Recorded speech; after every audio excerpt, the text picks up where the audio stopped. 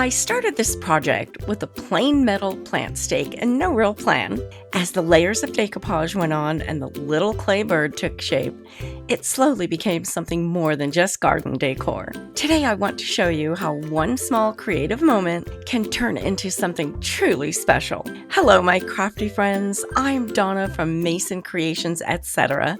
and welcome to my channel. If you're ready to do this, my friends, let's make a mess. I found this adorable plant stake at the dollar store. I could just leave it plain, but you know me, that's never going to happen. So first things first, I'm going to brush on Polyvine's multi-surface lacquer in a dead flat finish. I'm using the dead flat finish because I want to remove the shine. It's specially formulated to create a durable bond on slick, non-porous surfaces such as plastic, glass, ceramic, and metal. That bond acts as a gripping layer that allows paints, decoupage papers, or transfers to stick more effectively. Without it, top layers may chip, scratch, or peel. For best results, I'm going to let this dry overnight. I'm going to give the entire piece a coat of white paint using Dixie Belle chalk paint in the color cotton. Dixie Belle chalk paint is one of my favorites. It goes on really smooth and creamy. Make sure you always paint white or a very light off-white wherever you're going to decoupage rice paper or a napkin. White allows the colors in your images to look more vibrant. Dark colors will make your images look dark and muddy. This and all the products you're going to see me use today came from decoupagenapkins.com, my wonderful sponsors. I'm measuring the paper and marking the length I need to cover this. It's large enough to go all the way around, but I'll need to make some notches to be able to get around the roof.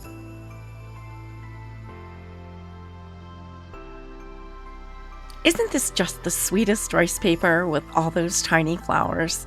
It's just perfect for this project.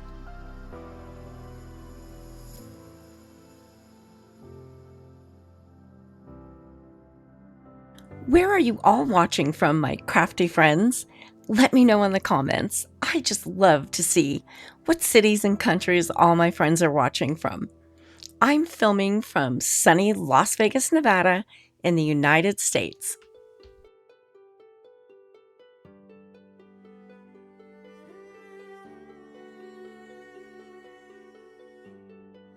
I'm using a water brush to tear off some of the paper in the center back.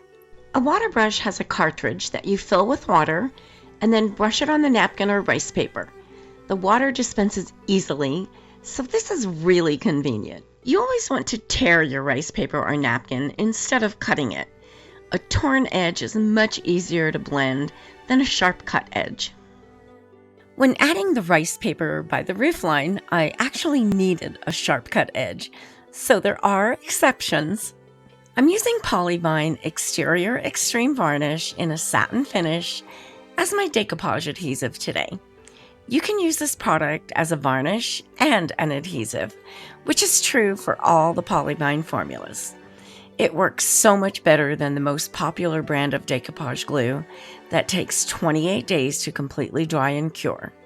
This product dries to the touch in 1 hour and is completely cured in 16 hours. If you're going to put your project outside, this is the formula to use. It's high UV resistant, waterproof, high chemical resistant, and dries ultra hard to protect in extreme weather conditions. Because you're watching this video today, decoupagenapkins.com is going to give you a 10% discount on one order that's a minimum of at least $50. This is a one-time discount and is good on your entire order when you use the code MASON10 in all caps at checkout. You can also use this discount in conjunction with the free shipping on orders over $75. So now you can get that mold you've been eyeing or some additional rice papers you've been wanting. Even if you've been ordering from them in the past, you can still take advantage of this one-time 10% discount when using the code above. I'll leave all this information for you in my description box below. To find my description box, click on the word more just below the title of this video. I'm going to use this wood look rice paper for the roof of my little birdhouse. And this is super easy. I'm just cutting out a portion of one of the planks. And again, I'm using my varnish to attach it. If you're enjoying this video, please let me know by hitting that like button. When you click the like button, a new hype button shows up. If you click that, you'll be able to send points to my channel. YouTube will then send this video out to more viewers. This is great for my channel. I appreciate you for doing that. You won't want to miss any of the new projects coming up, so don't forget to subscribe. I always make the rice paper or napkin a little bit longer than what I'm going to need, so that I can get a nice clean edge. I'm going to do this with a medium grit sandpaper. I'm running the sandpaper over the edge of my piece in a downward motion. Make sure you don't go upward, you'll risk lifting your rice paper or napkin. The sandpaper cuts off the paper, leaving a very clean edge.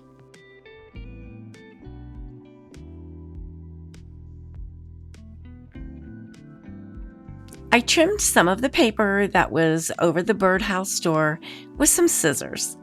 I took the sandpaper off the holder so I could bend it and sand inside the hole. DecoupageNapkins.com has such a great selection of napkins that you can purchase one at a time. They carry many other craft supplies such as rice paper, paint, clay, molds, and a great selection of polybind products. Over 9,000 products and growing. They are wonderful to work with and will send out your order fast. You'll receive free shipping on orders over $75 and special bonus points for orders over $100. Subscribe to their newsletter by entering your email address and you'll receive 10% off your next order. This discount is separate from the Mason 10 discount and may be used on a separate order. They are truly your one-stop shop for craft supplies. Make sure you check them out. I'll be leaving links for all the products I use in my description box below, as well as more information on the previously mentioned promotions. Please note that any of these promotions are subject to future changes. Now I'm going to give the whole thing a coat of my extreme varnish. Whether I put this outside or in an indoor planter, it needs to be protected from water splashes. So I'll be putting on a few coats of this varnish along the way. I'm using my favorite, Doss clay, to make some embellishments for this project. Doss clay is so easy to work with, dries quickly, and has very little shrinkage or cracking when dry. It's perfect for making molded pieces. After pressing the clay into the mold, I'm scraping off the excess with my palette knife. Now I'm smoothing the clay out with some water. Then I'll put them in the freezer for 20 minutes.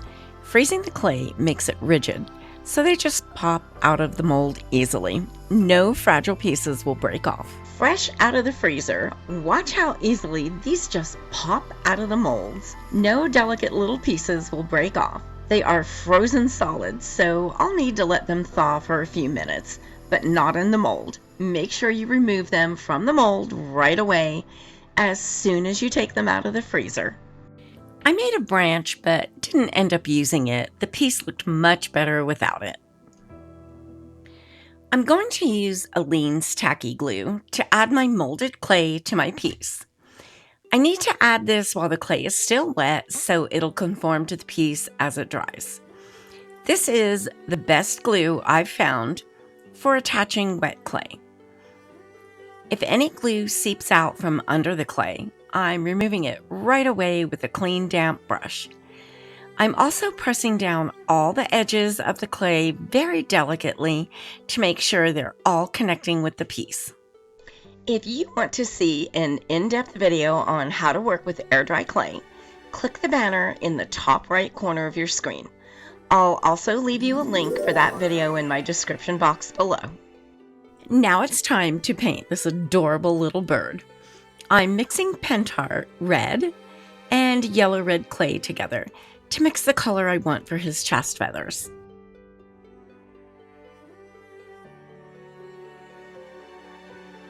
I added some water to thin the paint out a little.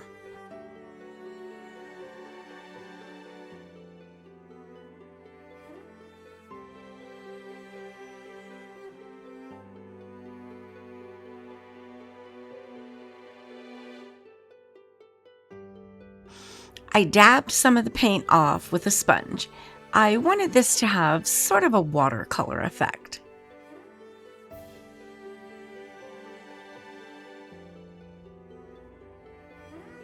I used Pentart hazelnut for the rest of the bird. I'm going to layer it with some other colors as well.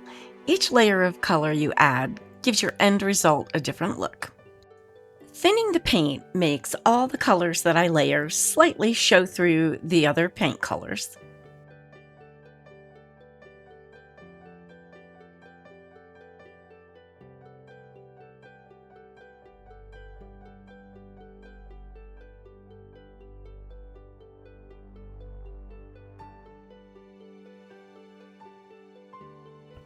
The next layer of color is Pentart Country Blue. I'm making all the paints very runny to give me a semi-translucent appearance.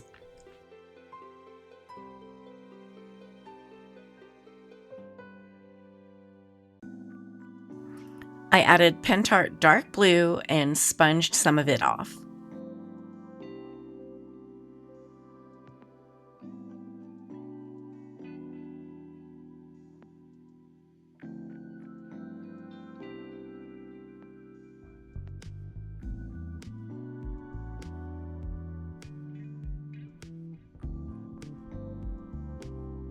I used Pentart White Coffee for the beak and feet. I'm using some really fine nail art brushes for this.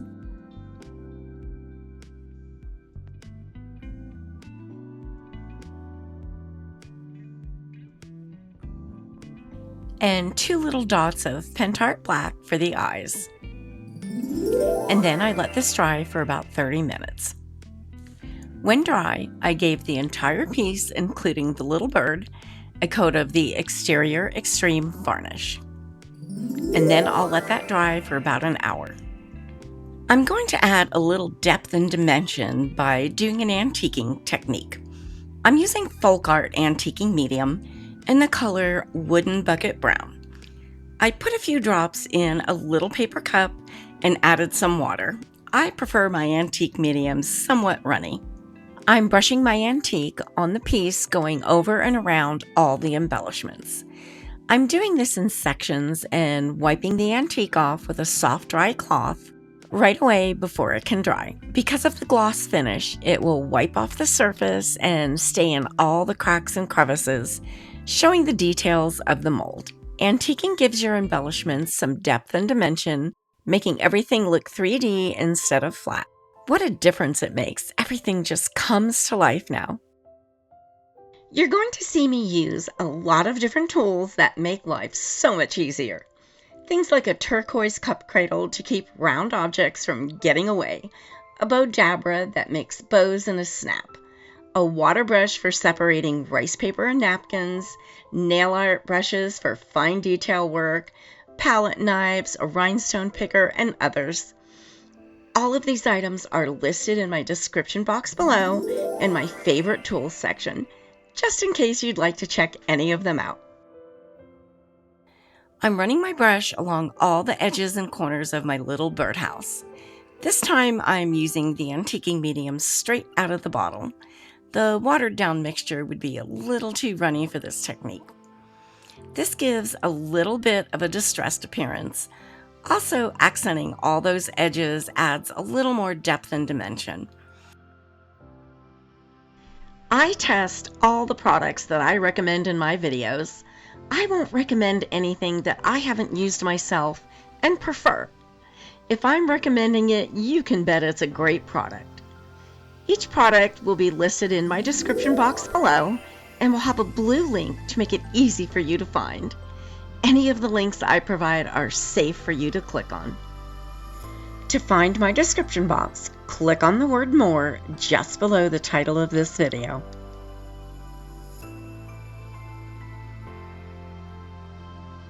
Don't forget, all of the wonderful products I'm using today can be found at my favorite place for craft supplies, decoupagenapkins.com, and I'll leave you links in my description box below.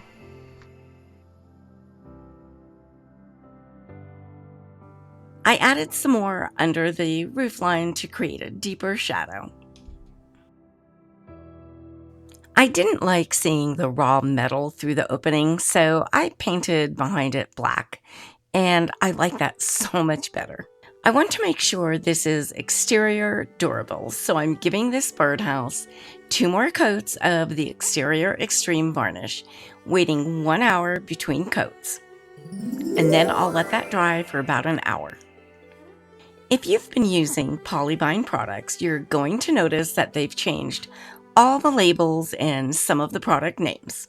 So when ordering, don't think that you've been given an incorrect product. The heavy-duty wood varnish is now heavy-duty varnish, and the heavy-duty extreme varnish is now exterior extreme varnish. I hope you love and enjoy these products as much as I do. It wouldn't be me if I didn't add some kind of gold, glitter, or shimmer. I'm using redesigned decor wax in the color Eternal to highlight the embossing on the tin. I normally use my finger to apply this, but the lines are so thin that I'm using a brush to keep from getting it everywhere. I put a small amount on the tip of my brush, and I'm just gliding it carefully over the embossing. If you make a mistake, mineral spirits on a Q-tip will remove it. Since this product is a wax and not water soluble, you'll need to clean your brush with mineral spirits as well. This is a wax, so it won't need to be sealed. This will always be the last thing you add to your projects.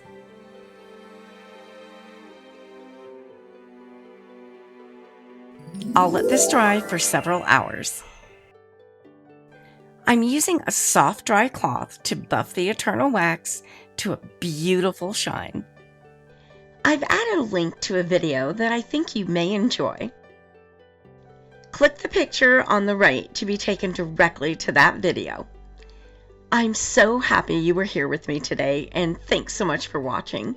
I can't wait to see you all next week. I'm working on a new project with you in mind. You can subscribe by clicking my picture in the top right corner.